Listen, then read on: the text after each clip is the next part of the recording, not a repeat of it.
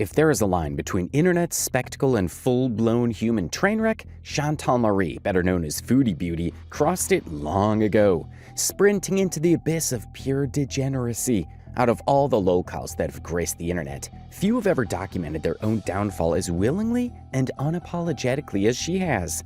And the worst part, she doesn't even see it. Sorry. I'm eating my cheat day. And I'm doing that because I really want it and I'm really hungry. I clogged the toilet. I felt like a little bit of a pain, like a nagging pain down in my roll somewhere. I went searching and there was a Pringles cap stuck somewhere in my roll. Probably was there for like 12 hours. This isn't some rage bait YouTuber playing a character for attention. No, Foodie Beauty is exactly what she appears to be, a woman who has completely given up, broadcasting her own depravity as if it's normal. From filming herself binge eating mountains of food while claiming she's on a diet, to bragging about with homeless men, to laughing about losing bowel control in public, Chantal doesn't just humiliate herself, she doubles down and thrives on it. And let's get one thing clear. This isn't about weight. This isn't about someone struggling with their health in private. This is about a person who makes their entire existence a spectacle, all while demanding sympathy and admiration for the mess they created. The back, the swimsuit, I guess the top. That don't look bad. Okay. Ah. Every single failed weight loss arc, every fake epiphany about self-improvement, every insane attempt at rebranding herself as an icon of confidence, it's all part of this same tired cycle. She claims she's losing weight while visibly gaining it. She swears she's done with mukbangs, then uploads another binge session the next day. And in one of the most ridiculous turns of events, she even tried to give weight loss advice to Amberlynn Reid, another infamous food addict who is just as deep in denial. The funniest part? She genuinely believes people are buying it. Chantal isn't just delusional, she's built an entire brand off of being unhinged, disgusting, and completely unapologetic about it. And as much as the internet loves a mess, at some point, the joke stops being funny and just becomes sad. Amberlynn. Okay, I'm not going to address Amberlynn's weight because it's not my business. She does put it online, so I guess all I can say is I know the struggle.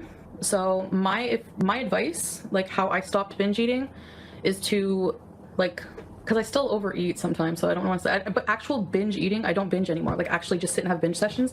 So I guess I just honestly what sparked that was like when I started that intuitive eating thing. So I would suggest just reading the intuitive eating book, but I don't know, Chantal's food addiction is only part of the problem. She has also spiraled into drug and alcohol use, bouncing between cocaine, edibles, and who knows what else. Just like with her weight loss, she makes grand declarations about quitting, only to relapse within days. At this point, her audience doesn't just expect the backtracking, they could set their clocks by it. Her entire downfall follows a pattern so predictable, it's been dubbed the Chantal cycle. It always begins with a dramatic breakdown where she admits she has a problem, swearing she's finally ready to make a change. Whether it's quitting drugs, losing weight, or simply being a better person, she paints a new version of herself, convincing anyone who still believes her that this time is different. accountability. I want you to help me through this journey. I really want to. For a brief moment, she even puts in some effort, until the inevitable crash. Within days, sometimes even hours, she slips back into her old habits, denying everything and lashing out at anyone who dares to call her out. I believe in now, I need to do this, and I know my life will be a lot better 365 days from now, 364 days from now. That's why I think weight loss journeys are bullshit. I'm not downing you if you have a weight loss journey and you're losing weight. That's amazing. I'm so happy for you. But for me, no. I really don't know what I was thinking with all these mukbangs. I'm gonna do mukbangs, and if you don't like it, you don't have to watch. Because I don't know if I can handle another binge and the guilt and the despair. So whenever I made that video, I'm never gonna binge again, at that time, in that mind frame, I was on a high. I'm eating myself to death. My new attitude is my weight, my health, what I eat, is my business. And then comes the final stage, the cover-up. She doesn't just pretend it never happened, she erases the evidence. Every time she makes a grand speech about self-improvement, those videos mysteriously disappear once she inevitably fails. That's why her YouTube channel looks so empty despite her constant live streaming. She's been nuking her failures for years, thinking that if the evidence is gone, the internet will forget. But here's the problem with this. For every live stream she deletes, for every rant she pretends never happened, there are dozens of reaction channels, archives, and entire communities dedicated to preserving her every misstep. Chantal thinks she can erase her failures, but the reality is, she's built an entire audience whose sole purpose is to document her downfall. And this isn't just about a few trolls making fun of her. It's about an entire reaction community that thrives on holding her accountable in ways she refuses to do herself. What started as a group of ex-fans who wanted to see her succeed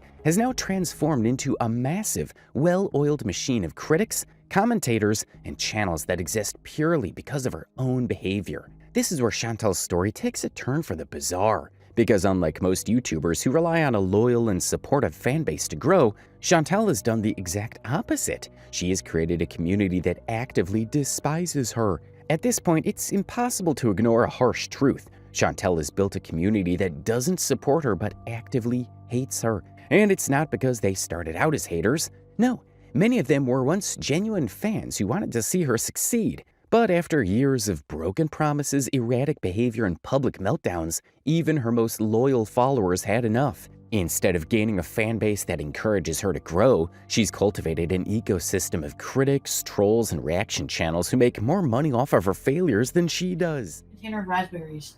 And a spoon. Thanks, Pete. It could be plastic. Hi. Did you see my funny looking butt? Okay, Lambo, are you seriously going to be offended by anything FFG says about your looks? Like, every single person who reacts to videos is fucking ugly. I'm just kidding. Aw, thank you, Pete. You're welcome. And the irony? She's made this happen all on her own. The more she lashed out, the more she alienated viewers. The more she banned, blocked, and silenced people, the more they went elsewhere, creating communities specifically designed to call her out, mock her, and document every contradiction, which led to the rise of the reaction community, a group of content creators who dissect Chantal's every move, exposing her lies and holding her accountable in ways she refuses to do herself. Reaction channels like French Fried Girl, FFG, Just Sayin', Monty, and The Gaining Ground have amassed thousands of viewers who tune in daily, not to support Chantal, but to laugh at her self-destruction. And Chantal? She hates them. She has tried everything to silence these channels, from striking their videos to outright threatening them. But here's the thing, every time she tries to take them down, they come back stronger. Because at the end of the day, the reaction community doesn't need Chantal's permission to exist. She gave them all the material they needed, and now she can't stop them. One of the most notable reactions comes from FFG, who's garnered a substantial following. Chantal's obsessive hatred toward FFG has only fueled her popularity even further. In fact, FFG makes more money reacting to Chantal than Chantal makes from her own channel. Imagine that, your biggest enemy profiting from your downfall, while you're left ranting in an empty chat room, wondering where all your supporters went. Know what I'm like by now, so anyone who complains about what I talk about can be banned forever to Never Never Land. I don't understand people, like, we're gonna about this shit. Why do people who hate me spend all their life obsessing about me? Answer me this. Horseface, Sarah Bain, fucking Minty, Milk Toast Monty. Why do you obsess? And fucking Garlic Toast. I got some very interesting information on you. I'll let you sweat for a while. And by the way, loser, obsessing about me just because you're mad and making bullying videos is against terms of service. So good luck with that. And the worst part, even those people who watch her creepy live streams are also not her supporters at all. They aren't fans. They aren't people who genuinely enjoy her content. They are trolls, ex-fans, and people who stay just to witness the next inevitable train wreck. The chat isn't filled with encouragement. It's filled with people waiting for her next meltdown. I don't use makeup brushes, so this is not a typical makeup tutorial. It's not really a tutorial, I'm just putting my makeup on. But I can give you some tips, I guess, if I have any. So this already absorbed into my lips. She can rage, she can cry, she can delete videos, but she will never escape the reputation she has created for herself. Because once the internet recognized you as a lolcow, there's no undoing it. Chantal's YouTube career started back in 2014 as a beauty channel, but by 2017 to 2018, she had taken a sharp turn into pure insanity. Instead of makeup tutorials, her content devolved into binge-eating mukbangs, where she would shovel mountains of food into her mouth, usually alone in her car, parked in some empty lot. And if that wasn't bad enough, the stories she told during these binges were downright vile. One of the most infamous, her failed threesome story. She had met a couple on a dating app hoping for a wild experience. Instead, she got rejected when the couples saw her actual weight. And in true Chantal fashion, she handled it in the worst possible way, by somehow vomiting feces all over the couple's bathroom. Yes, you heard that right. Now, to be fair, it might not have been intentional, just an unfortunate case of upward vomiting. But let's be real, she was still responsible. She could have at least used the toilet properly or cleaned up afterward. Instead, she turned their bathroom into a biohazard zone, leaving feces and vomit smeared everywhere before making her escape. And I remember trying to sleep and looking out the window, and everything was spinning. Like, it was just spinning and spinning and spinning and spinning, and oh my god. So I ran like through the little hall, and it was a small bathroom apartment, so their bedroom was right there beside the bathroom. I'm like, they're gonna hear everything. They find the bathroom, so it comes out both ends, and I had a skirt on and a G-string.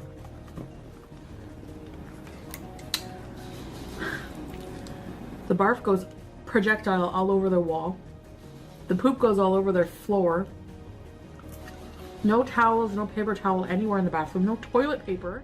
This wasn't even an isolated incident. Her entire catalog of life experiences reads like a collection of the most repulsive stories imaginable. She has openly bragged about hooking up with homeless men, losing bowel control in public, and her complete disregard for hygiene, all while insisting that she is desirable and worthy of admiration. It's not just delusional, it's a complete detachment from reality. Chantal also did a threesome with her abusive boyfriend and his side chick Dee. To no one's surprise, Dee wasn't just some random woman, she was actually one of Chantal's own viewers. In a bizarre twist of events, she went from being a fan of Foodie Beauty to being a woman sleeping with Chantal's man, all while Chantal was still in a relationship with him. The absurdity of it all didn't end there. Chantal, who constantly rages about loyalty and betrayal, still entertained the idea of still being in a relationship with this man despite knowing full well what was happening. She humiliated herself by staying in this toxic mess, refusing to let go, and acting as if she still had control over the situation. With her fucking blindfolding, you made me eat her the fuck out. You disgusting prick. I hate you. I swear to God. I swear to God.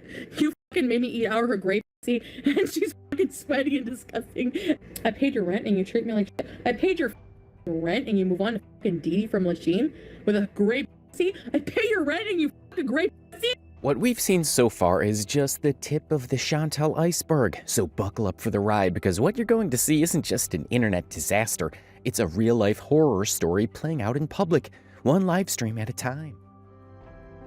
And there's something that happened to me when I was in school. Something very cruel.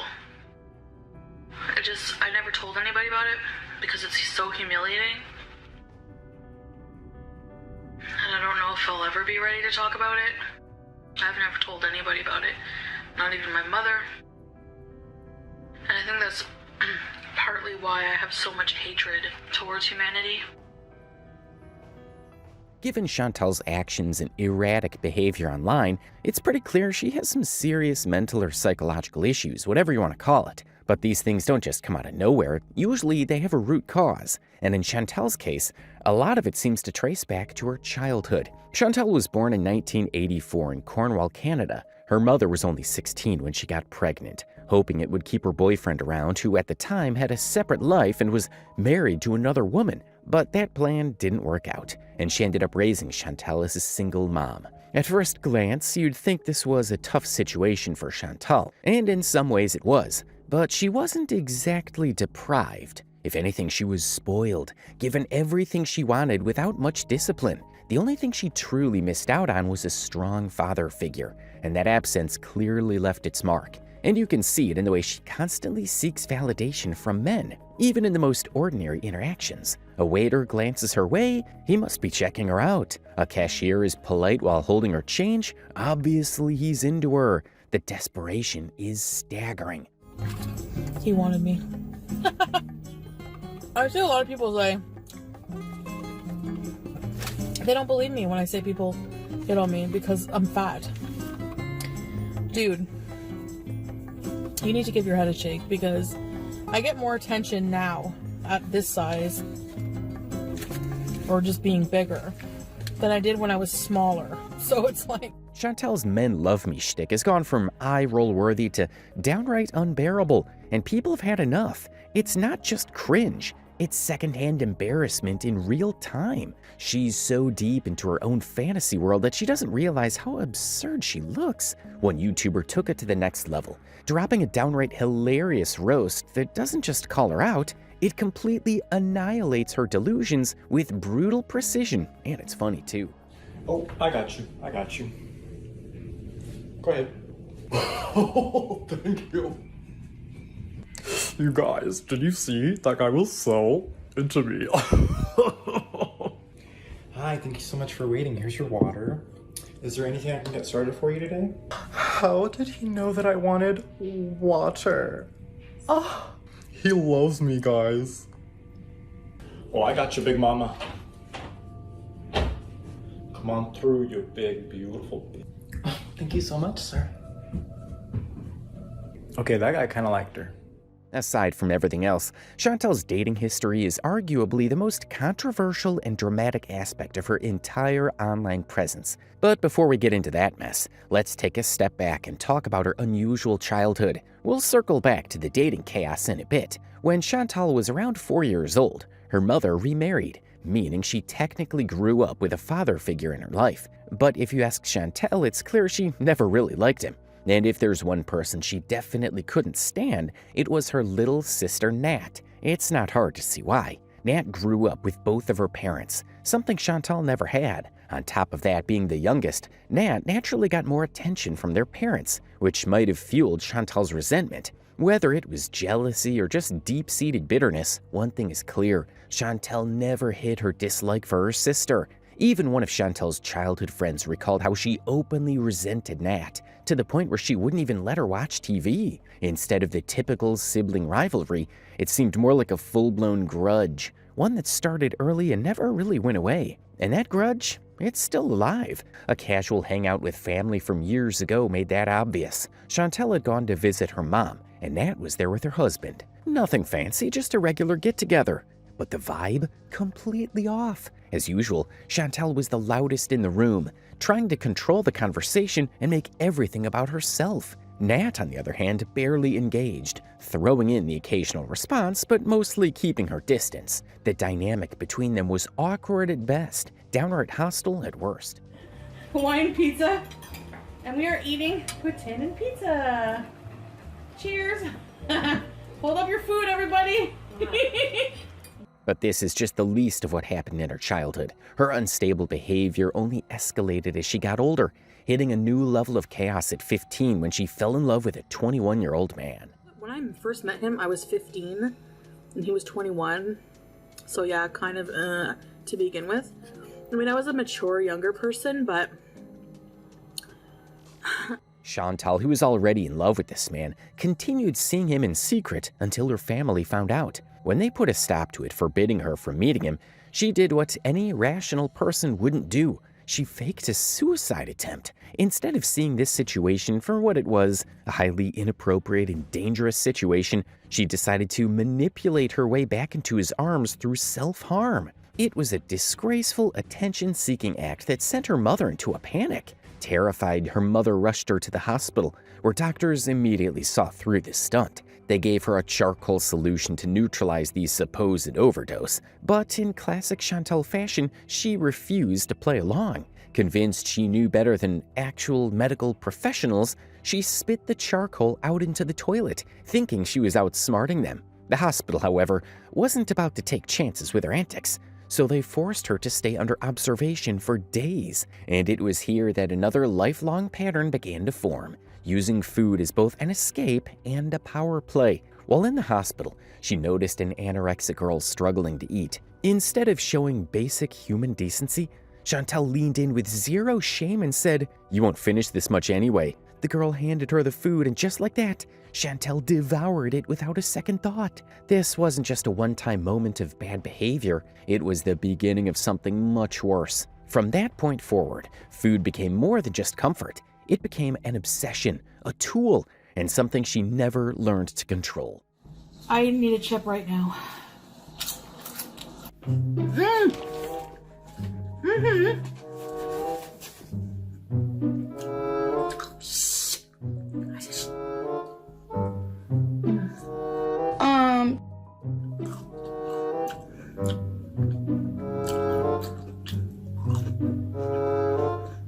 How am I supposed to give this up?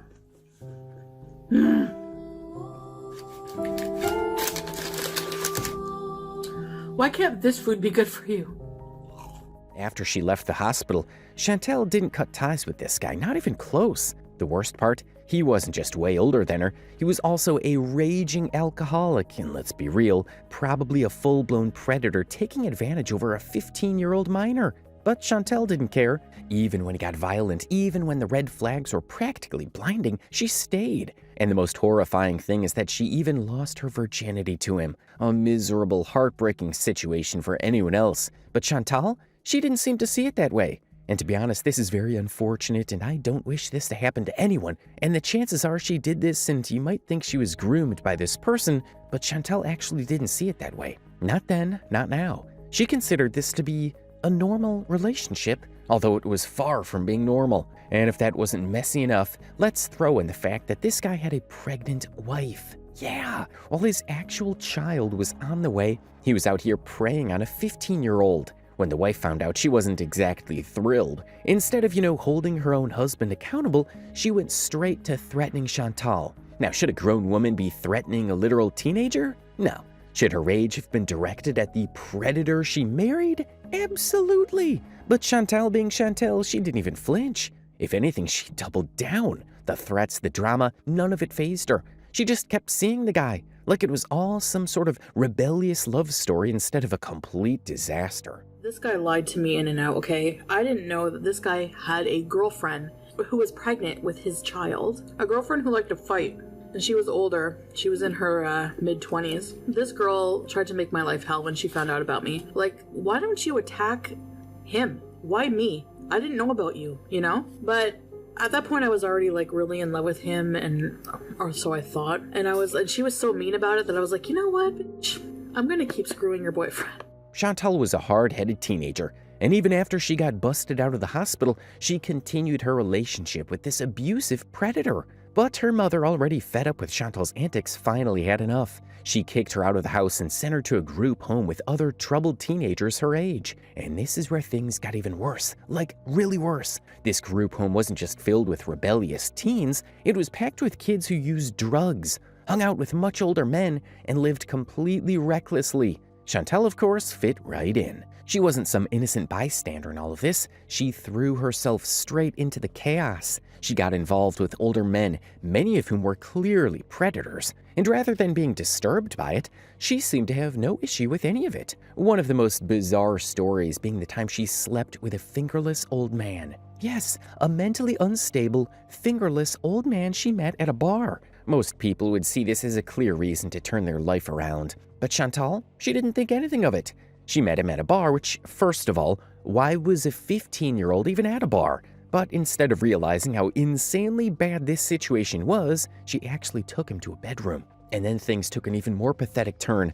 The guy, completely incapable, whether it was his age, his mental instability, or just his body refusing to participate in this train wreck, nothing was happening. A normal person would just take this as a wake-up call. And if that sounds like rock bottom, buckle up, because we're not even close to the worst of it. By this point, Chantal was in a full-blown downward spiral. The whole fingerless old man fiasco had left her feeling depressed, disgusted, and utterly miserable. So, in true Chantal fashion, she responded with the most self-destructive choice imaginable. She decided to try weed. The group homes she was in had no shortage of drug addicts, and Chantal had always been curious about trying something herself. The only thing that had stopped her until now was access. But while wanting to experiment with drugs at her age was already bad enough, the way she went about getting it was even more humiliating and downright disgusting. Enter Big G, the guy with the weed. And how did she pay for it? Romance. Because of course she did. Then came the disaster.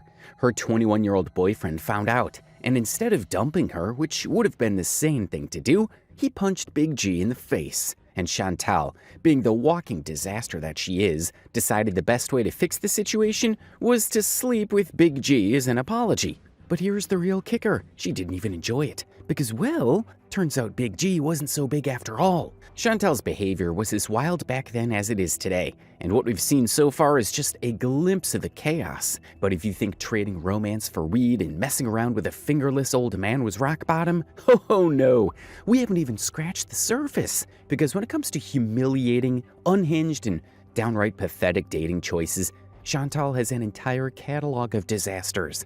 And trust me, it only gets worse from here.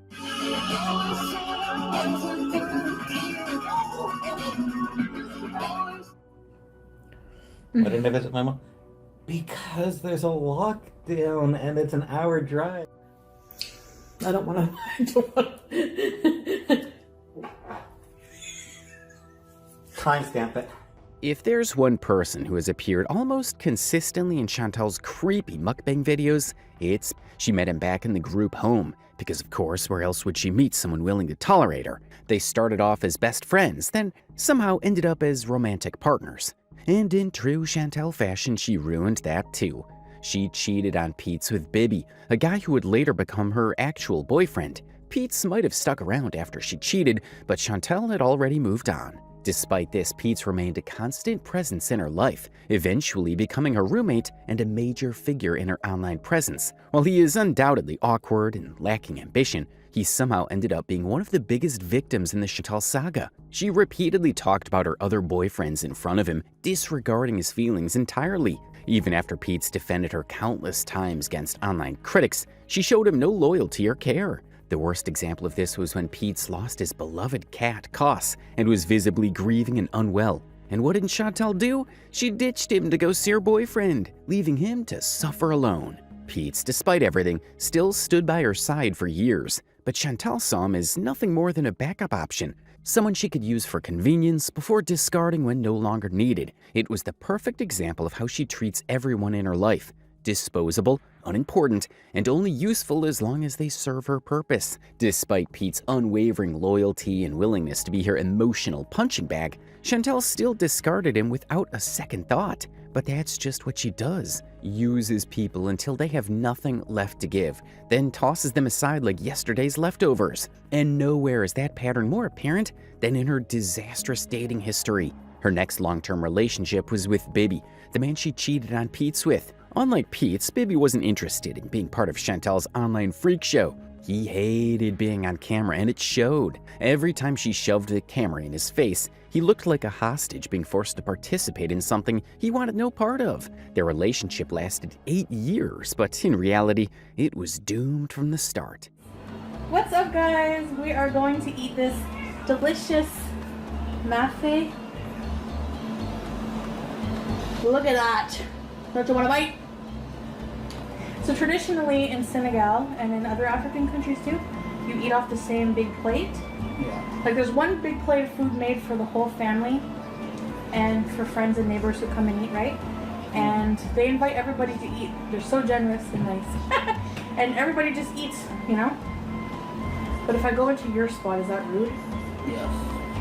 Baby was from Senegal, and unlike Chantal, he actually looked like a normal, functioning human being. No bizarre internet antics, no public meltdowns, just a guy who somehow got stuck in a long-term relationship with a walking disaster. And if his constant frustration and deadpan expressions weren't proof enough, his body language said it all. He did not want to be there. Every time Chantal shoved the camera in his face, he looked like he was using every ounce of patience not to just walk out and never come back. But Chantal, she didn't care. She wasn't reading the room. She was too busy acting for the camera. It didn't matter if Bibi was visibly miserable or if their relationship was falling apart. As long as the camera was rolling, she'd pretend everything was fine. Because that's the whole persona of Chantal. Lie, pretend, and perform just enough to make it look like her life wasn't a complete mess. Thanks for doing this with me, babe. Congrats on having 1,600. 15K.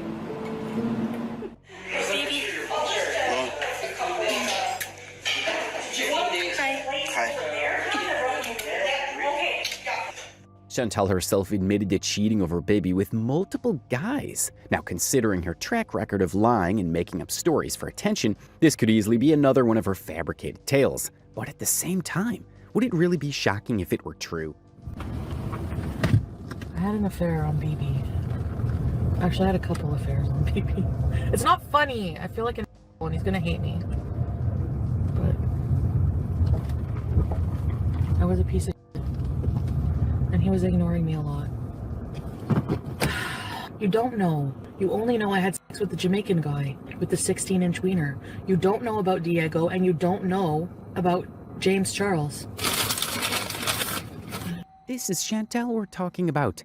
The woman has zero self-control, no respect for relationships, and a history of making reckless choices. So while it's possible she was just running her mouth for drama, it's not exactly irrational to believe she actually did it. And as expected, it all fell apart. Bibi was already miserable, checked out, and probably counting the days until he could escape. But despite being visibly unhappy, he still stuck around, paying the bills while Chantal did absolutely nothing. And then came the breaking point. Bibi went back to Senegal to visit his family, a completely normal thing to do. But leaving Chantal alone with access to his belongings? Huge mistake. Because while he was gone, she sold his car. Yeah, she sold his car. The man was already financially supporting her, tolerating her nonsense, and suffering through years of awkward, lifeless interactions, and she repaid him by getting rid of his vehicle. At this point, there was no coming back. When she finally announced their breakup, she admitted they didn't get along.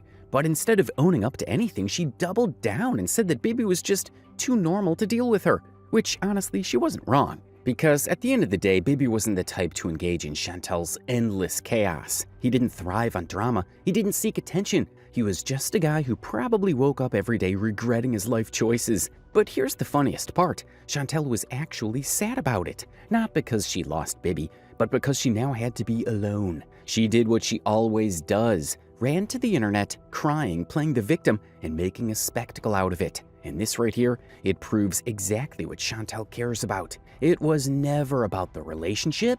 It was about the attention, the drama, and most importantly, the clout. If Chantal's time with Bibi was her slow decline, then her relationship with Nader was her complete and utter implosion. This wasn't just another bad relationship. This was the most humiliating chapter of her life. And of course, she live-streamed every second of it. Nader wasn't just a red flag. He was a walking siren blaring at full volume. From the moment she met him on Tinder, everything about him screamed danger. A jobless ex-con with a history of violence, an explosive temper, and drug addiction issues. But none of that mattered to Chantal. Why? Because he paid attention to her.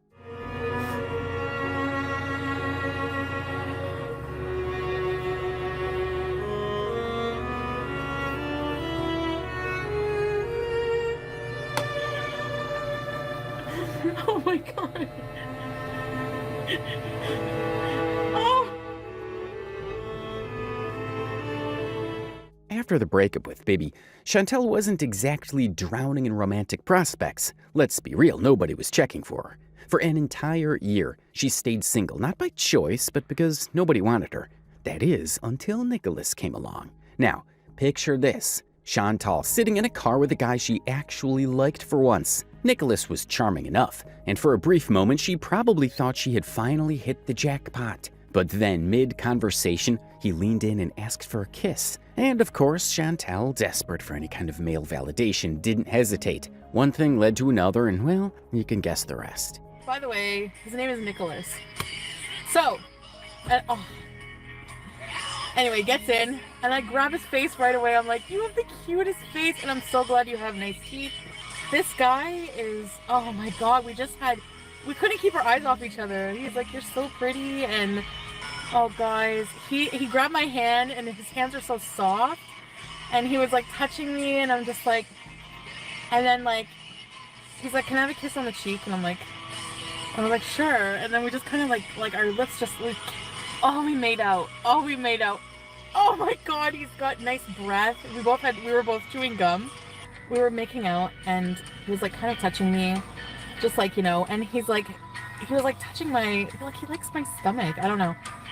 And I can't tell you how good that felt. Just like the groping and the kissing. And For Chantal, this wasn't just a one-night stand, it was proof that she was desirable. In her mind, this meant she could still attract men, that she wasn't as unwanted as reality had made her believe. But here's the problem, Nicholas never called her back. Because while Chantal thought this was the start of something, for Nicholas it was just another night. And when she realized she was just a forgettable hookup, she did what she always does, spiraled into desperation. And here's the thing, Chantal wasn't just talking to Nicholas. At the same time, she was also talking to Nader. Nicholas was always her first choice, but since he clearly wasn't interested, she did what Chantal always does. She settled. So after getting blocked, she pivoted straight to Nader, like some desperate backup plan. And considering everything that followed, it's safe to say that was probably one of the worst decisions of her life.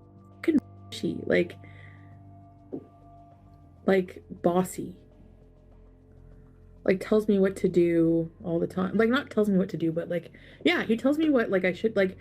Nader is Egyptian, which is why she often referred to him as the Egyptian guy. For those entrenched in the community that follows Chantal Marie's antics, Nader isn't just a footnote in her story. He's a central figure in one of her most infamous sagas. Given Nader's manipulative behavior, it was clear from the very start that their relationship would be a bizarre and toxic disaster.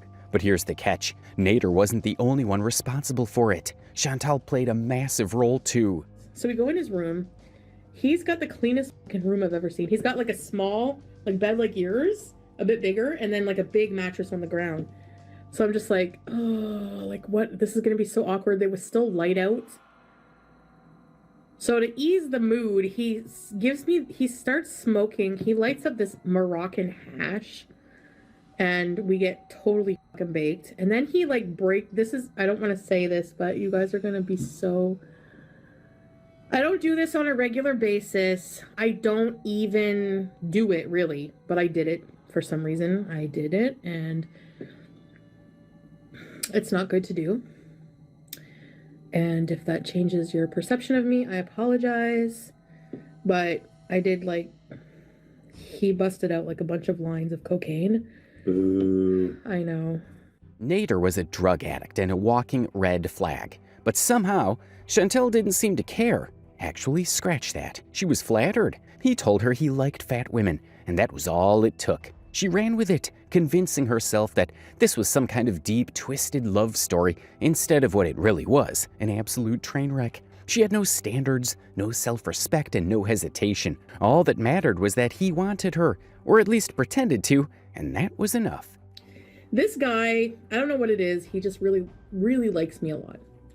Said I'm just his type, he likes how I look, blah, blah, fucking blah. And just to set the scene here, on their very first meeting, he gave her cocaine. Not just offered, gave. And instead of stopping to think, instead of realizing that maybe this wasn't the kind of person she should be involved with, she took it without hesitation. She got high with him because of course she did. She didn't see it as a red flag.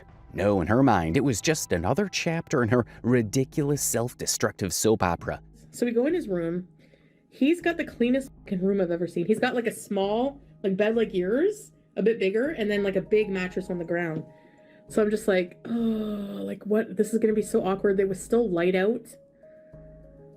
So to ease the mood, he starts smoking. He lights up this Moroccan hash, and we get totally fucking baked. And then he I don't want to say this, but you guys are gonna be so. I don't do this on a regular basis. I don't even do it really, but I did it for some reason. I did it, and it's not good to do. And if that changes your perception of me, I apologize. But I did he busted out like a bunch of lines of cocaine. Ooh. I know. Then came the night she would later talk about on camera, the night he hurt her. And no, not in some vague emotional way, in a literal physical way. They were together and he smacked her hard, not just once, repeatedly. So hard that it left bruises that lasted for days. And even when she told him to stop, he didn't. He insisted. He overpowered her. Slapped around, really? Like a gentle slap maybe, but I said, you're trying to kill me. Please. Please. And then we would be talking and then all of a sudden he'd jump on me again and I'd be like, no! No! So this guy is fucking crazy. Like, excuse me. I ended up tiptoeing out of there when he fell asleep. Chantal continued the relationship, ignoring every red flag, but the backlash from her audience was relentless. Some hated her for it, others were genuinely concerned, but one thing was clear, no one was on board with what she was doing. Even so, Chantal didn't care. She doubled down, defended him, and acted like she was in control, when in reality she was anything but a slave to a random man who was abusing her. But then came one of the strangest, most humiliating moments in this entire disaster of a relationship. See, Nader had been pushing for a threesome, repeatedly. He wanted to involve his friend, and Chantal for once had a boundary. She refused. It wasn't happening. But Nader, he wasn't the type to take no for an answer. One night he called her over to his place. Nothing unusual, she had been there 100 times before. But when she arrived, things took a turn for the bizarre. His friend was there. And then out of nowhere, this guy pulled out a $50 bill, tossed it right in her face, and asked her to show him her boobs. Just like that, as if she were nothing more than an object to be traded. A joke between two guys who clearly had no respect for her whatsoever. Like last night, you know? Like just us. But it was like Saturday night. Maybe his friend came over and he couldn't, I don't know, whatever. He probably didn't think it would be a problem. So basically his friend, I sit at the table, his friend's so drunk. He throws money at me, like a 50. He's just like, let me see your boobs. He thought I was an escort. And Chantal, she was faced with a choice, a moment where any normal person would walk away, realize how far things had gone, and never look back. But this is Chantal we're talking about, and her response, well, it says everything you need to know about her. After that humiliating moment, things only got more uncomfortable. Nader's friend kept staring at Chantal, like really staring. The kind of look that made it clear he wasn't just some innocent bystander in all of this. Chantal, clearly unsettled, tried to ignore him, shifting her focus to her phone, pretending to be distracted. But Nader, he wasn't having it. Are you texting him? He snapped. Instead of being angry at his friend, the guy who literally just threw money in Chantal's face like she was some cheap object, Nader turned on her. He accused her of wanting his friend behind his back, as if she were the one orchestrating this mess. Classic Nader. Twist the situation, deflect blame, and somehow make it her fault. Phone, and then his friend went on his phone. So Dom, he's just like, are you texting each other? I was just like, oh my God. He was being like paranoid, like, I don't know. And I'm just like, what? We're not boyfriend and girlfriend. And he's like, no, I'm not. He's like, I don't care if you want to sleep with him, just be honest about it. Like, I don't care. You know, like, it's the behind my back thing I don't like. Like, be honest. And here's the insane part. Chantal actually looked flustered. Not because she was afraid, not because she was insulted, but because on some level, she saw this as him caring, him being jealous. And for someone like Chantal who craved attention like it was oxygen, that was enough to override the fact that he was literally accusing her of trying to sleep with his friend who had just humiliated her. Despite the blatant disrespect, the humiliation, and the fact that she had just been treated like some kind of transaction, what did Chantal do? She stayed. She argued. She defended herself. And then, in the most predictable turn of events, she ended up sleeping with Nader anyway. His friend wasn't involved, not this time. But that didn't stop speculation from running wild. Because let's be real, Nader knew exactly what he was doing. Many in her audience believe he brought his friend over on purpose, hoping to pressure her into agreeing. Maybe he thought the right mix of manipulation and humiliation would finally push her past her limit. Maybe he just wanted to see how far she'd go for him. Whatever the reason, one thing was clear. This guy wasn't a good guy by any measure. And yet, despite all of this, Chantal didn't stop. The chaos with Nader only escalated in the following days. But if anyone expected things to improve, they were dead wrong. If anything, it got worse. Much worse. Chantal was now doing drugs with Nader almost every day. And it wasn't just casual use, it was full-blown addiction. The sheer amount of drugs they consumed was alarming, even for someone as reckless as her. At one point, she got so sick that she actually started worrying that this might kill her. Did a mixture of 3 things that made me like... At first, I was like, oh, like my body, I couldn't stop moving around. And then I was like, this is awesome feeling. And then all of a sudden, I was just like I was sweating. And then I threw up for 2 days, just dry heaving, threw up. And then it was like I couldn't stop moving. It was bad. It was bad. Bad. And then just when I thought it would go away, it would come back. I didn't realize I could have died or overdosed. Like, I think I almost did, like, for real. This was the moment when many of her fans genuinely started to fear for her safety. The comments section, usually filled with the usual mix of trolls and enablers, turned into a desperate plea for her to leave him. But Chantal, she didn't care. Instead of listening, she doubled down, claiming she had quit drugs entirely. But her face told a different story. Her energy, her demeanor, everything about her screamed that she was still using. And when people called her out, begging her to stop lying, to stop faking, to get real help, what did she do? She did what she does best. She raged. Anyone who questioned her was suddenly a hater, a bully, even though they were literally just begging her to stop destroying herself. Of course, her denial didn't last long. One day, out of nowhere, she made a video where she sat there crying, admitting she had a cocaine addiction.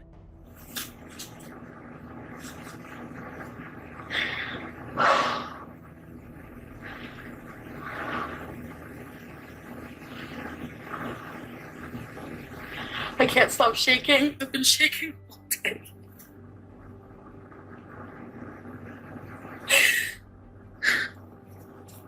Chantal tried to give up cocaine, even contacted professionals, but when she couldn't fully let go, she just switched to edible marijuana. And sure, that's technically healthier than cocaine, but it didn't change the bigger problem. She was still a disaster.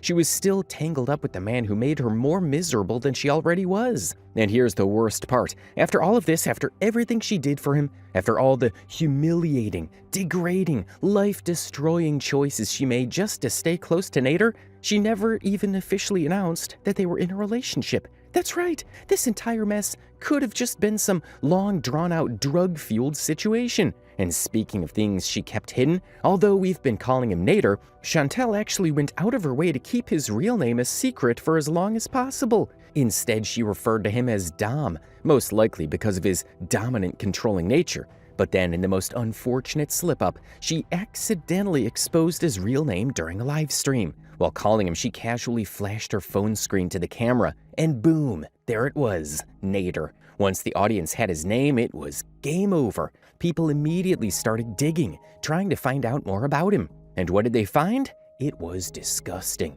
Nader had a Tinder account, and one of Chantal's viewers decided to catfish him, pretending to be a potential love interest. And like the absolute fool that he is, Nader took the bait. Within no time at all, he dropped a bombshell. He sent this random woman an unsolicited, nasty picture of himself.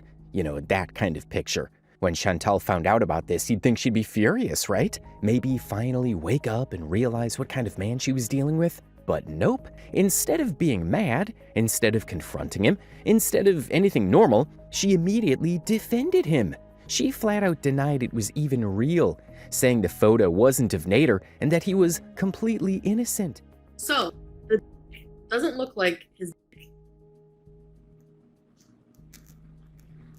at all. Although she denied the accusation, she was still terrified at the idea that he might cheat on her. She cried about it on multiple live streams, which for once almost made her seem sympathetic, until you remember she brought all of this on herself. I really put up with a lot. Like, I really listened to him and, like, did a lot for him. Oh my god. I'm such an idiot. I'm done. I'm so done. I'm not even kidding. I'm done. Are you kidding? He's a fucking And it didn't stop there. He refused to answer her calls for days, and because she was insecure and couldn't stand losing his attention, even if it meant tolerating an abusive relationship, she drove to his house in the middle of the night to check if he was with another woman.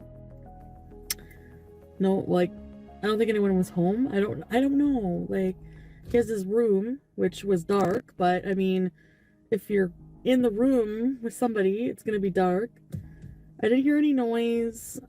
His kitchen light was on, the door was locked, but his kitchen window, like, I could see inside, and I could see his kitchen table. There was, like, still everything on it from, like, the last time I was there. Chantal isn't just a menace, she's also a victim in her own story. She clearly loved Nader and did things completely against her own self-interest just to keep him. But despite this, her audience was both furious and saddened. As time passed, she began to lose long-term fans, and many even canceled their memberships to her channel. And yet, even as Nader's behavior became undeniably worse, she kept making promises to leave him, only to break them over and over again. Although Chantal refused to admit it for the sake of preserving her delusions, it was painfully obvious that Nader was cheating. But things became crystal clear when, after not seeing him for 3 days, she drove to his house. She didn't catch him red-handed with another woman, not this time, but what she did find was almost worse. Nader was sick, diagnosed with gonorrhea, and naturally Chantal ended up with it too. Now, any rational person would take this as a final sign to leave, but Chantal, instead of holding Nader accountable or even acknowledging the blatant cheating, she blamed herself, specifically her own filthiness and lack of hygiene. Let that sink in. Rather than face the truth, she convinced herself that she got an STD because she didn't shower enough. It was almost sad. But at the same time, how can anyone feel bad for her when she willingly brought this upon herself? Yeah, I was brainwashed. Yep. I have a bit of stomach pain and I do burn when I pee, so I just don't feel right. So I ordered all this stuff from Amazon because he made me think I'm dirty, so I got antibacterial wipes, some kind of perfume to put in your... But this wasn't even the worst of Nader's cruelty. At one point, he even physically assaulted Chantal, making her so afraid that she tiptoed around his house while he slept just to avoid setting him off. Like, and then I was like, I want to go home. I told you not to piss me off. You don't listen, like just flipping out. And then all of a sudden, I just felt like something like he grabbed my face really hard and was like pinching it. And I didn't know like what to do. Like I was like scared. Then he like flicked his cigarette at me. And then like I felt like something like hard in my face. I didn't see him hit me, but I feel like punched me in the arms a bunch of times. And he hid my phone, so I actually like snuck out when he fell asleep, and I left my phone there. Viewers who had been watching this disaster unfold were genuinely concerned for her safety, and multiple people reported Nader to the police. Authorities finally stepped in, and when the moment of truth arrived, when Chantal had the perfect chance to finally hold him accountable for everything he had done, what did she do? Nothing. She refused to press charges. She didn't even file a report. She wouldn't even give the police details of what happened. Instead, she brushed it off, saying she didn't want to ruin his life or get him into trouble. Last I heard, he was like, what happened? Did you call the cops on me? And tried calling me, I didn't answer. I said, somebody called the cops, it wasn't me. I'm just like wondering, like, did he get arrested or like what's going on, you know? He's like, I'm gonna go to jail. And now I feel bad for that. He, like, what's his side gonna be? You know, like I didn't do it, or she hit. I never hit him. I made it sound like I was more abusive to him than I actually was, to make it like more seem like I deserved what happened.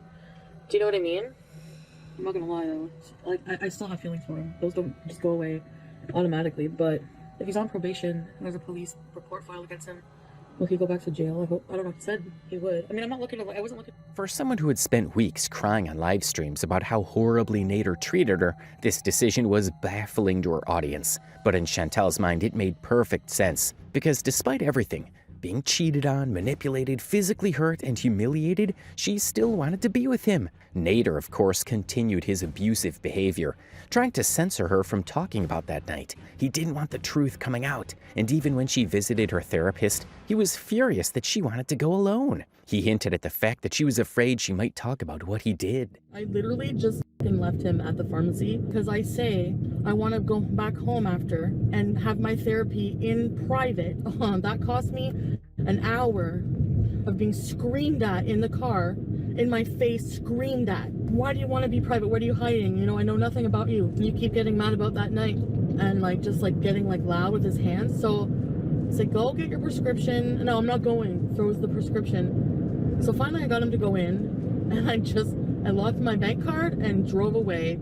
Even with all this proof, Chantal still defended him against her own audience, the same people who genuinely wanted her to escape this mess. But the truth is, Chantal wasn't just some helpless victim, she was also a narcissist, a manipulator, and a known liar. She twisted narratives, played the victim when it suited her, and thrived on the drama of it all. Not everything she said was true, and at this point, it was hard to separate fact from attention-seeking fiction. Yet despite it all, she refused to walk away. Her audience begged her to wake up. The police got involved. The evidence was right in front of her. But Chantal, being Chantal, wasn't about to let reality get in the way of her delusions. And if all this wasn't bad enough, she even scolded her own best friend for daring to express concern. Shannon, one of Chantal's lifelong friends, had seen enough. She called the relationship toxic and abusive. But she didn't stop there. She dropped a bombshell. She revealed that Nader had raped Chantal, something Chantal had kept a secret. Chantal didn't do this for drama. She was genuinely worried about what would happen to her friend. But instead of being grateful, Chantal did what she does best. She raged. Not only did she cut ties with Shannon completely, but she lashed out at her, making it clear she was choosing Nader over someone who had been in her life for decades. And let's not forget, Shannon wasn't just some casual friend. She had defended Chantal relentlessly, to the point of creating an account on Kiwi Farms to fight back against the trolls who mocked her. And this was how Chantal repaid her. Chantal fucked me over large. Anyone that doesn't know the whole story, maybe you should go back and fucking do some research because she did me dirty. We haven't been friends for a while. Do you not remember August when you told everyone I had a fucking in the psych ward? I should pop you in the mouth just for that. But you know what? I'm gonna contain myself because the charge ain't fucking worth it. You know what? This needs to be said, okay? Because I'm sick of her fucking spewing lies, coming on talking shit about me when it's not fucking true at all. Someone go tell her I'm live right now. Let's panel up. And like, enough with this pointy face. Like, you don't have a pointy face. Your face is round, okay? You look stupid. You look like a alien. I've never hated someone so much in my life, you know that? And this used to be my best friend. And I can't fathom the thought of how many times I stuck up for this fucking fat bit. Nader's disrespect toward Chantal didn't slow down. If anything, it escalated. But instead of leaving, Chantal kept trying to win him back. Meanwhile, Nader had other priorities, like growing his own YouTube channel. And funny enough, many of Chantal's former viewers, the ones who had been fed up with her nonsense, started watching Nader instead. Not because they liked him, but because they wanted to spite her. And then came the ultimate humiliation. Nader, now feeling confident in his ability to monetize Chantal's downfall, mocked her on livestream. And not just in any way, he roasted her hygiene, making fun of how dirty her underwear was while she was literally on the phone with him. When you know how to wash this first, when you know how to wash this first, and him, you know how to take shower, come talk. At this point, you'd think Chantal had hit her breaking point. Nader had disrespected her in every way possible, mocked her, used her for money, humiliated her in front of thousands. But no, she still wasn't done. She still wanted to believe she could somehow fix this mess. And then came Didi. Now, if you've been following along, you already know that Nader had a thing for threesomes. He'd been pushing the idea for a while. Chantal always brushed it off, but let's be real, she had never actually stood her ground on anything when it came to him. So when she noticed that Nader was suddenly getting a little too friendly with another woman, she confronted him. And did he deny it? Did he try to gaslight her like before? Nope. This time, he didn't even bother. He straight up admitted it. Because of this, I started dating this person today. 16th of July 2022, Nader Shami dating with Didi. And here's where it gets even messier. This wasn't just any woman. Dee was one of Chantal's own channel members. Yup, one of her paying supporters. And now she was sleeping with Nader. Chantal lost it. She raged, she cried, she had a full-blown meltdown over the ultimate betrayal. But what did she do about it? Did she finally walk away? Did she finally accept that she was being played for a fool? Of course not. Instead, she kept going back. And not only that, she ended up in bed with both of them. Yes, after all the humiliation, all the fights, all the times she swore she wouldn't tolerate this, Chantal participated in the very thing she claimed to be disgusted by. With her fucking blindfolding, you made me eat her the fuck out. You disgusting prick. I fucking hate you. I swear to God. I swear to God. You fucking made me eat out of her grape and she's fucking sweaty and disgusting. I paid your rent and you treat me like shit. I paid your rent and you move on to fucking Dee from Lachine with a grape. I pay your rent and you fucking... It was a complete disaster. She wasn't comfortable. It was obvious she was doing it just to keep Nader from leaving her. And honestly, it was one of the lowest points of this entire saga. And the worst part, this still wasn't the end. Because even after this, even after Nader had done everything short of pulling up a neon sign that said, "I don't respect you," she still wasn't done chasing him. And Nader, he was just getting started. Although Chantal brought this on herself by getting entangled with a random man she met on Tinder, the fallout from her toxic relationship with Nader sent her spiraling into one of her darkest periods. In a dramatic display of grief, she shaved her head completely bald, an act that could be seen as a desperate expression of emotional turmoil. On the surface, it was almost sad to watch, but beneath the theatrics, it was clear she wasn't willing to take any accountability. Instead of recognizing her own failures, her narcissism kicked into overdrive. She ignored the warnings and genuine concerns from her audience, people who had been telling her from the very beginning that this relationship was a disaster waiting to happen. But rather than reflect, Chantal did what she does best. Rage. She lashed out at her viewers, attacking anyone who dared remind her of her own poor choices. Taking down stream snipers by showing my boobs. I went, okay, I need your opinion as somebody who's an SJW. Do you think it's right that they steal my content with my boob showing behind a paywall? They stream snipe when I go live on my Patreon, which is behind a paywall, and I show my tits so they don't do it. I ask them not to do it. They restream my content on YouTube. Yeah, I mean, it's shitty behavior. Shame on you! Right? Yeah. I'm shaving. Can I shave your teeth? No. After realizing that Nader was never coming back to her, Chantal doubled down on her degeneracy. Instead of taking time to heal, she jumped straight into another mess, this time with a married man who had 3 children. When her audience called her out for engaging in such a blatantly immoral situation, she of course lost it. The backlash was intense, and instead of reflecting on why people were disgusted, she flew into one of her classic unhinged meltdowns, raging at her viewers for daring to criticize her. But as always, the excuses that followed were even worse. Irrational, pathetic, and downright embarrassing. Like, it was nothing, like... And then, like, I think maybe they're not together that way. I don't know.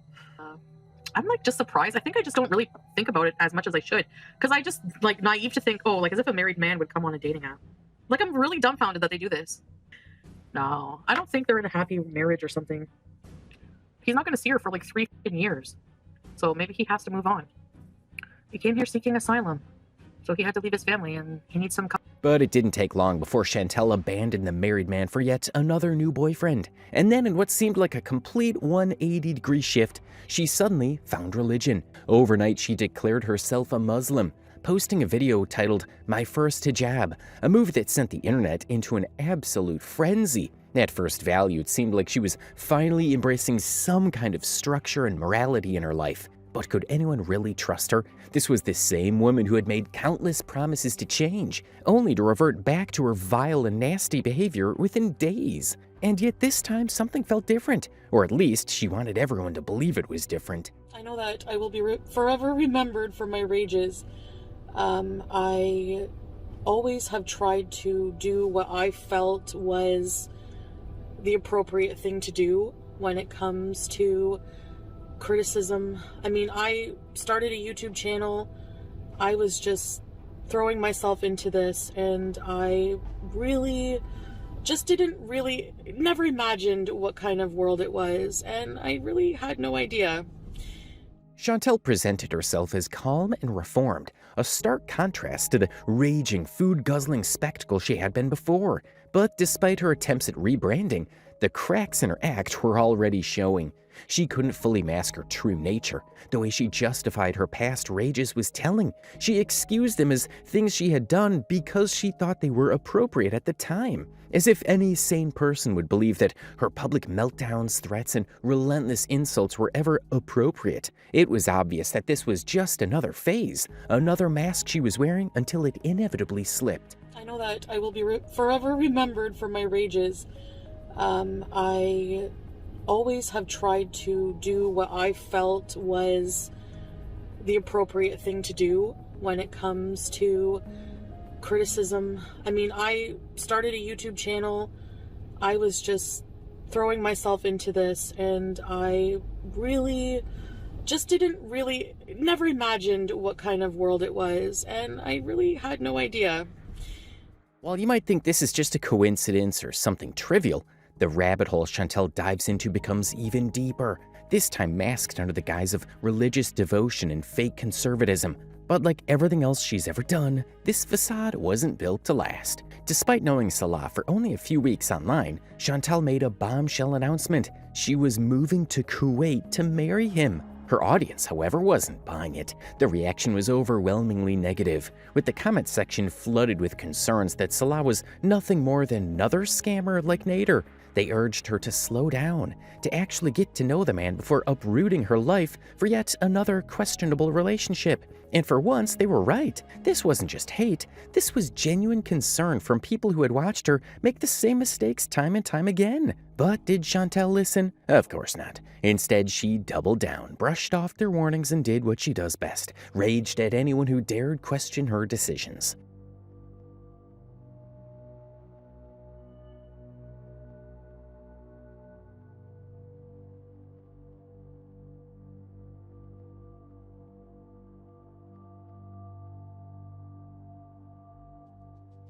The funniest part, Chantal had just escaped one of the most humiliating relationships of her life, a relationship where she was literally pimped out for both money and sex, strung along by a man who had zero respect for her, and yet barely a week later, she was acting as if she was now the expert on relationships. She rebranded herself as a strong, independent woman who could never be fooled again.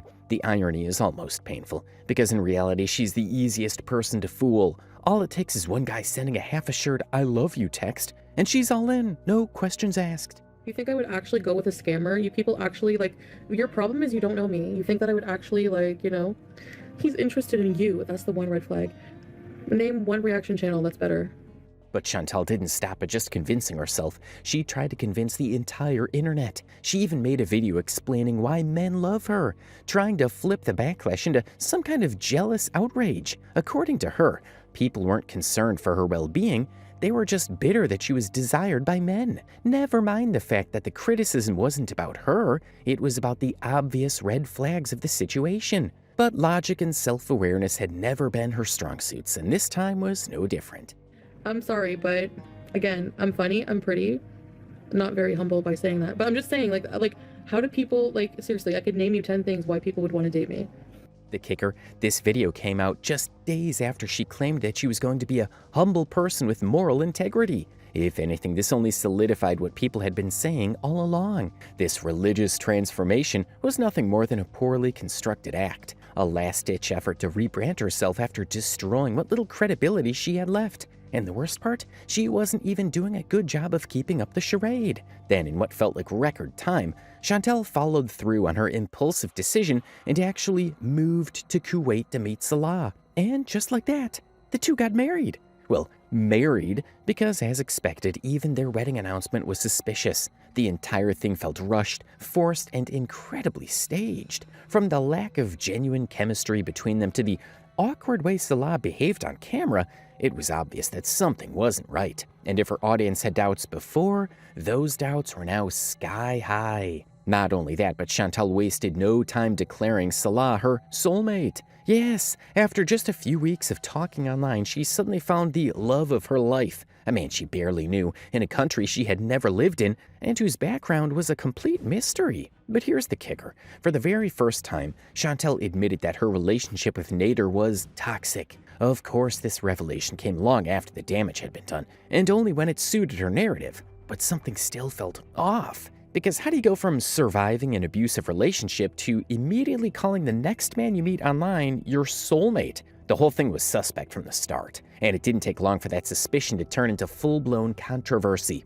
Enter the drama with Salah's friend. Chantal thrives on chaos. If there's no drama in her life, she'll create it, and her little feud with Salah's friend seemed like just another manufactured storyline. Except this time, it revealed something far more damning than she intended. Because in the midst of her tantrums, Salah's friend exposed the real reason behind this rushed marriage. He claimed that Chantal had convinced Salah to quit his full-time job, promising to grow his YouTube channel and, most importantly, help him get to Canada. Salah, it's very nice guy already. And he worked before.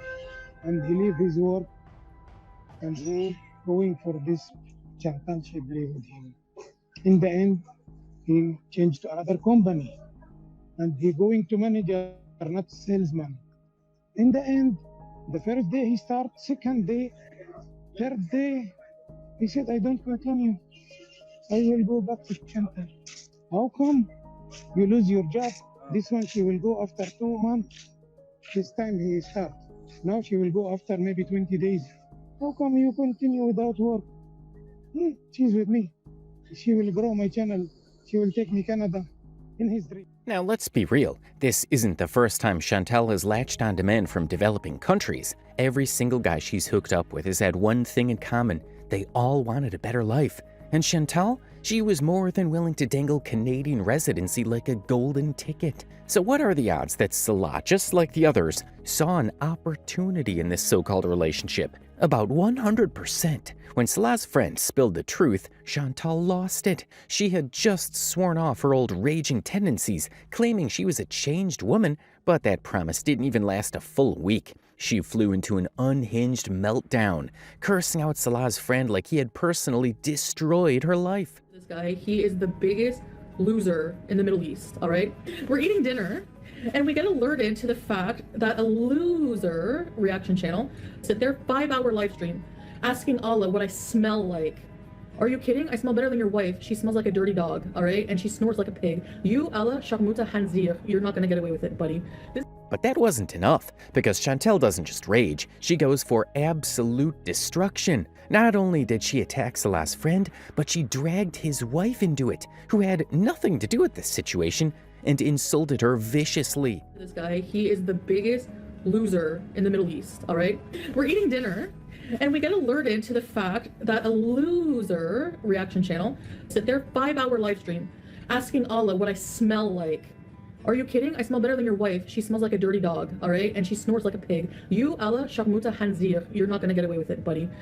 At this point, it was impossible to ignore the glaring hypocrisy. Chantal, who paraded herself as a changed woman, who claimed Islam had humbled her, was now weaponizing the very religion she pretended to embrace. She wasn't using Islam as a path to self-betterment. She was using it as a shield to deflect criticism. Because at the end of the day, no matter how many times she donned a hijab, her actions told a completely different story. And she didn't stop there. The back and forth with Salah's friend escalated to the point where even her own community started to turn on her.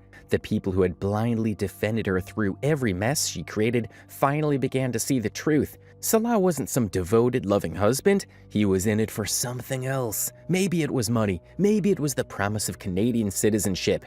Maybe it was just the novelty of this bizarre arrangement, but it was clear in every video of them together that Salah didn't look happy. He looked uncomfortable, checked out, like a man who made a deal he was now regretting. And just when you thought Chantal couldn't prove her own critics right any harder, she took things to the next level. In the middle of her rant, she called Salah's friend's wife a sharmuta, which for those who don't know is Arabic for Let that sink in. The same woman who had been preaching about respect, about becoming a better person, about having morals and integrity, had just gone full rage mode yet again. If there was ever any doubt that her so-called transformation was nothing more than a cheap rebrand, this was the proof. What followed next was something no one could have predicted, not even for Chantal. A Twitter user by the name of Sharmatukworldx dropped an absolute bombshell, one that shattered whatever delusions Chantal had left. This wasn't just another internet troll stirring up drama. This was a full expose that no one saw coming.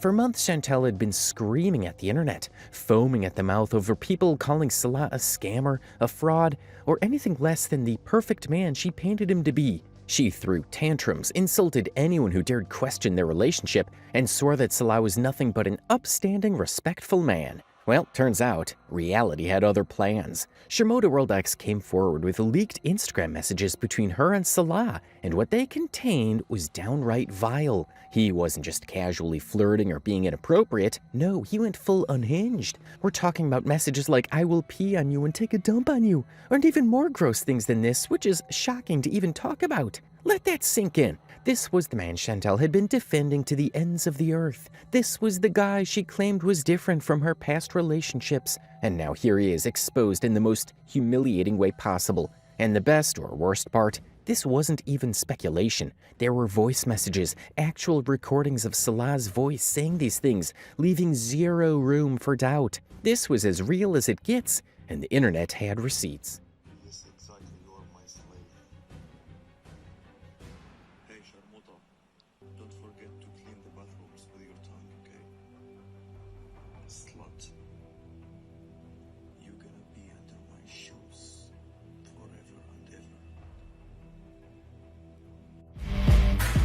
SharmodaWorldX didn't just leak 1 or 2 messages, she spent 3 entire days from December 27th to December 29th, 2023, methodically posting everything to her Twitter before mysteriously deleting her account. Whether she vanished due to pressure, threats, or just realizing the sheer chaos she had unleashed, one thing was clear: the damage was already done. The internet never forgets. And once those messages were out, they were out for good. And this wasn't just another case of Chantal being delusional. This was a complete, undeniable humiliation. Not just for her, but for the entire facade she had built around Salah. Her audience, what was left of it, watched in absolute disbelief as the man she had spent months defending was now exposed in the most grotesque way imaginable. Like I'm talking to a real dog, a real slave, a pure dog. I'm gonna shit on you and you and spit on your face. So now the question is, how does Chantal spin this? Because if history has taught us anything, it's that she never admits when she's wrong. But this time, the truth is staring her dead in the face and there's no running from it. And just when it seemed like things couldn't possibly get any worse for Chantal, Salah himself delivered the final blow. He admitted to cheating with another woman. Not through rumors, not through speculation. He straight up told Chantal himself. And the fallout, exactly what you'd expect. At this point, what more needs to be said? Chantal has spent years humiliating herself online, but this was a whole new level of pathetic. She swore up and down that Salah was different, that this wasn't just another scam, that she wasn't being played for a fool. And yet here we are, watching her get clowned in real time, once again proving that she will never learn. The rage, the tears, the expletives, it's also predictable. How many times do you have to watch this same disaster unfold before she finally gets the memo? Spoiler alert, she never will. And right on cue, Chantal did what Chantal does best, completely contradict herself. After a live stream where she genuinely cried, where she cursed Salah out, where she swore up and down that she was done with him for good, something strange happened. Her audience, for once, actually sympathized with her. The chat was filled with support, people trying to uplift her, reassuring her that she deserved better. It was one of those rare moments where even longtime critics saw her as a human being, rather than a walking disaster. Why would I protect you when you've done nothing but, like, kill me? Oh my god. He fucking cheated on me. He admitted it today. He was talking in a sexual way with K Bella. Okay, Bella, you're a trash.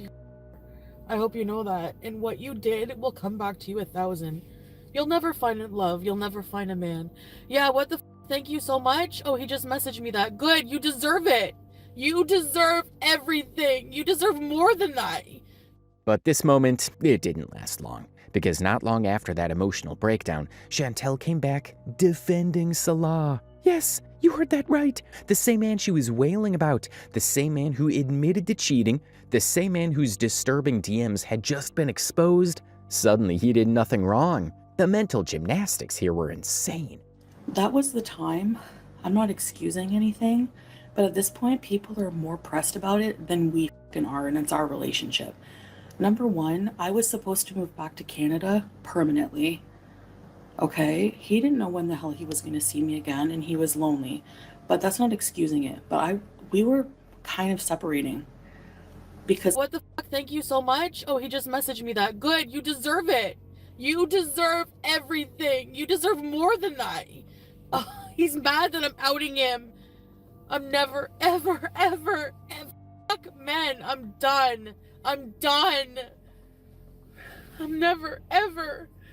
Oh, Kuwait arc is over. I don't even believe in God. And here's where it gets even worse. She didn't just have one excuse, she had two completely contradictory excuses. First, she justified Salah's cheating and those nasty messages by saying that he was alone and that she wasn't there for him. So in her mind, that made it okay? That made it normal for him to send degrading, humiliating messages to another woman? Then with the same breath, she turned around and argued that those DMs weren't even real. They were completely fake, fabricated, and never happened at all. Actually, you know what we're going to do? We're just going to completely dismiss anything that happened. And it never happened. So anytime anyone ever asks me about any DMs or anything that happened with my husband, never happened, and you have no proof at all that it was him. So DMs can be faked. You say you have a nude picture, no face, so suck it. There you go. So which is it, Chantal? Did Salah send those messages because he was lonely, or did he not send them at all? Because you can't have it both ways. But that's the thing. Chantal doesn't care about making sense. She just needed a reason, any reason, to justify staying with him. And when logic failed, she did what she always does, lashes out at her own audience. The very same people who comforted her, who supported her during her breakdown, were now suddenly haters, liars, and bullies. She started cursing at them, blocking longtime supporters, and doubling down on her delusions. It was the ultimate slap in the face to anyone who actually felt bad for her. But this is what makes Chantal Chantal. The cycle continues, the delusions spiral, and no matter how many times she gets publicly humiliated, she will always find a way to backtrack and dig herself into an even deeper hole. And at this point, there is no sympathy left to give. Now let's talk about the Holy Trinity, a group of Chantal's diehard supporters who have stuck by her side through thick and thin. But when Chantal made the decision to move to Kuwait with Salah, something changed. The trio, known by the names Sofa King, Lambo, and Plain Cheeseburger, who had been among her most loyal members, had finally had enough.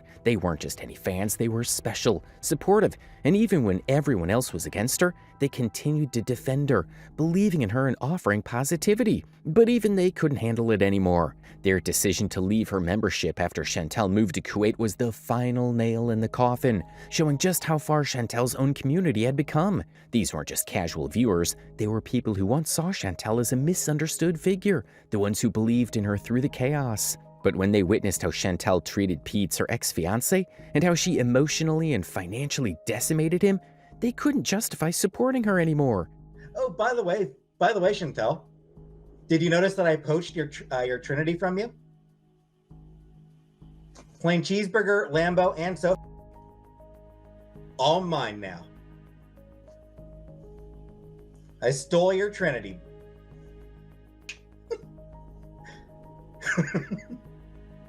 Pete, who had been her roommate and support system until she left for Kuwait, had been left in shambles both mentally and financially. Chantal humiliated him time and time again in her live streams, laughing at his expense and making him the punchline of her jokes. It wasn't just disrespectful, it was cruel. And watching the way she treated him, these three men, the Holy Trinity, realized the truth. Pete wasn't the villain in this story. Chantal was. Just when you thought Chantal couldn't sink any lower, she managed to outdo herself. This time by turning on the only creatures that had been with her through everything. That's right, her cats. For 20 years, one of them, BBJ, had been by her side. 2 decades. That's longer than most of her relationships, longer than any of her friendships, longer than her entire YouTube career. But did any of that loyalty matter to Chantal? Not even slightly. As she prepared to flee to Kuwait, she made it painfully clear that she wasn't bringing her pets with her. And instead of finding them a proper home like a responsible person, she started casually joking about just letting them die. Yeah, letting them die. We're not talking about some offhand, poorly worded comment. No, she doubled down, repeatedly saying things like this. I hate cat hair now. How can you give away BBJ after 20 years? She loves you and you will throw her away for a guy from the other side of the world. It's not my fault she won't die. No, I'm just joking. Maybe she would be happy with like an elderly woman and they can like pass away together. I'm kidding. My pets are suffering and there's no hope and I have to put them on meds to prolong their life. Forget it. Take a dirt nap. I love you, but what do you want me to do? I'm not putting her on friggin' meds for seizures. I'll put her down. No. Call you. BBJ had given Chantal 20 years of companionship, and in return, she couldn't even be bothered to make sure she lived out her last years in comfort. Now here's where things get even more disgusting, because Chantal wasn't just being careless, she was being actively cruel. BBJ by this point was frail, sickly, and barely eating. Any sane person would have rushed her to a vet. But Chantal, she wanted her gone. And when people in her chat, yes, even her own audience, pleaded with her to do the right thing, she lashed out. She mocked them, insulted them, and laughed at the idea of putting BBJ down instead of rehoming her. It was at this moment that FFG entered the scene. FFG, French Fried Girl, is one of the biggest reaction channels in the Foodie Beauty community. And if there's one thing to know about Chantal, it's that she absolutely hates FFG with a burning passion. If FFG cured cancer, Chantal would still somehow find a way to complain about it. So when the time came to rescue BBJ, FFG knew she had to be smart. If Chantal found out she was behind the adoption, BBJ would be doomed. Because at this point, Chantal was so consumed by spite that she'd rather let her pets suffer than allow her enemy to take care of her. So, FFG sent her parents to adopt BBJ instead. They acted as neutral third parties, knowing that if they told the truth, Chantal would refuse to give up the cat. And guess what? It worked. BBJ was safe. But Chantal, being Chantal, couldn't just let it go. Shortly after the adoption, FFG dropped the bombshell that BBJ was not eating and was in terrible condition, and the internet exploded. Chantal, who had spent weeks downplaying BBJ's condition, was now exposed for neglecting her cat. She had been so eager to get rid of her that she never even stopped to consider how much suffering BBJ was actually in. So how did Chantal react? Did she apologize? Did she admit that she was wrong? Did she acknowledge that maybe, just maybe, she should have cared about her pet instead of chasing after some random man in Kuwait? Nope. Instead, she played the victim. She raged on live streams. She accused FFG of stealing her cat. She claimed BBJ was hers and should be returned. Mind you, this is the same woman who was literally saying she was going to let the cat die just days prior. Now suddenly, she's acting like some grieving pet owner who had her beloved companion ripped from her hands. And her audience saw right through it. Even some of her most dedicated fans were turning against her. Because this wasn't just typical Chantal drama, this was actual animal neglect. And when you get to the point where even your own hardcore supporters can't defend you anymore, you know you've completely destroyed whatever credibility you had left. But here's the best part. FFG wasn't done yet. Because while Chantal was spiraling out of control, FFG was doing something far more important, taking actual care of BBJ. The difference between them was stark. One was throwing tantrums on the internet, while the other was giving an elderly cat the love and care she should have had all along. And no matter how much Chantal screamed, no matter how many times she tried to paint herself as the victim, that was a win she could never take back. At this point, Chantal's downfall isn't just a series of bad decisions, it's a cycle, a never-ending spiral of delusion, denial, and public meltdowns. She alienated her own diehard supporters. She turned her own pets into collateral damage. She humiliated herself, defending a man who clearly didn't care about her. But there's still one question that remained a mystery, and after covering all this thing about Chantal, it's not fair to leave it unanswered. Why do people watch her after all this degeneracy? Or why did they start watching from the very first place? I know this is a very tricky question, and be sure this isn't your question alone, because throughout my research for this video, it's the only question that I wasn't able to get it out of my mind, and I'll tackle it now. See, from the very first time where she started as a beauty channel, and then couldn't get any significant followers because she was so incompetent compared to the other creators in this niche, to where she started a degenerate mukbang video, this whole story screams one thing about human psychology, which is people love to see other people down, and this makes them feel good about themselves, and I'm pretty sure that the people watching her live stream right now are those people in the same position, or in a slightly better position as Chantal. And now don't take me wrong, because I'm not saying everyone who watches or once watched her is all like her, but no, this is a great thing that truly defines Chantal. It's this: she cannot handle criticism at all. And when I say she can't handle it, I don't mean she just gets defensive or lashes out, though she absolutely does. I mean she goes full scorched earth, weaponizing whatever tools she can to silence people who call her out. And this isn't new behavior. This is a strategy she's been using for years. When words fail her, she strikes. When reality catches up to her, she strikes. When someone dares to point out the glaring contradictions in her own words, she doesn't argue, she just tries to erase them. That's where the false copyright strikes come in. Chantal has been abusing YouTube's copyright system to try and take down channels that criticize her.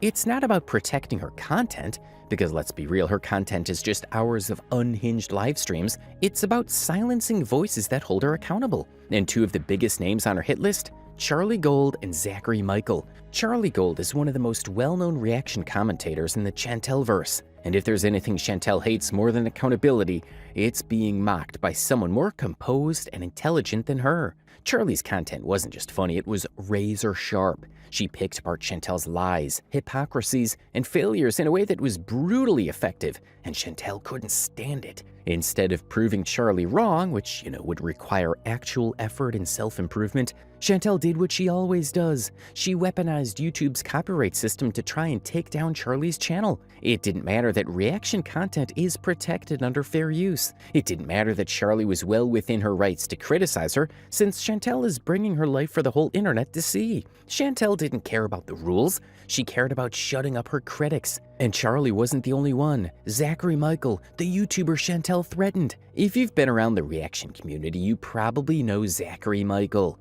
His style? Sarcastic, lighthearted, but always on point. He never needed to go full-on vicious with his critiques. Chantal's actions spoke for themselves. But that didn't stop her from losing it over him. One time she flat out threatened to report his channel and have him taken down. Why? Because he made fun of her. Yes, that was literally the crime. He didn't spread lies about her. He didn't edit her words to make her look bad. She did that all on her own. He simply reacted to her content in a way she didn't like. And instead of ignoring it or learning from her mistakes, she threatened to use the YouTube system to silence him. It's classic Chantal. And here's the thing, it never works. Every time she strikes someone, the backlash is worse. Every time she lashes out, more people see how unhinged she is. Every time she tries to erase the criticism, she just proves the critics right. And that's the beauty of it, because for all her rage, tantrums, and false strikes, she can't control the internet. She can try.